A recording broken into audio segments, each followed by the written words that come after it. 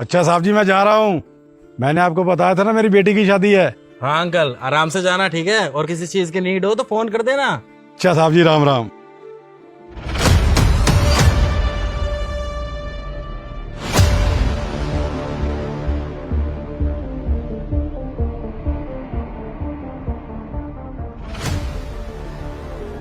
काका, ये कंगन तो दिप्सी के हैं, आपके पास कैसे है?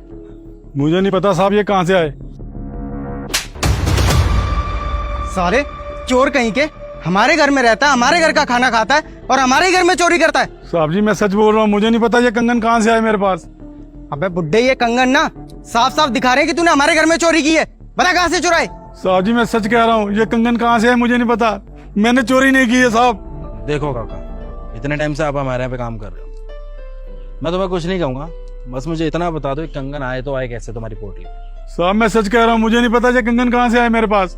अरे भैया, आप इसकी बात पे भरोसा मत करो, साफ साफ दिख रहा है इसने हमारे घर में चोरी की है। साहब जी मैं बिल्कुल झूठ नहीं बोल रहा, मैं सच में कह रहा हूँ, मुझे नहीं पता ये कंगन कहाँ से आए मेरे इस झोले में। मुझे तो मेम साहब ने 2 सूट दिए थे मेरी बेटी के लिए।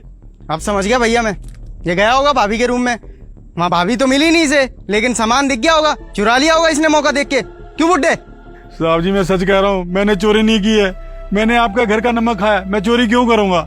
मेम साहब ने मुझे बस ये थैला दिया और मैं लेके आ गया, मुझे नहीं पता इसमें क्या है। अबे ओ, कहना क्या चाहता है बे तू क्या कह रहा है कि भाभी ने ये कंगन तेरी पोटली में खुद रखे? अबे बुड्ढे, तेरी चोरी पकड़ी गई है, अब तो बोल दे सच, वरना बहुत तरीके आते मेरे को सच निकलवाने के। साहब जी मेरी बात को सच मानिए, मैंने चोरी नहीं की है। अबे चुप कर तू। भैया आप इससे बात ही क्यों कर रहे हो? पुलिस को बुलाओ ना। देखो काका, मैं अभी दिप्सी को आवाज मार के अंदर से बाहर बुला रहा हूँ। अगर तुम झूठे निकले तो तुम्हारे साथ बहुत गलत होगा, याद रखना। ठीक है साहब, आप एक बार मेम साहब से पूछ लीजिए। दिप्सी, अरे बाहर आना। अरे क्या हो गया? इतना शोर क्यों मचा रखा है? आ रही हूँ।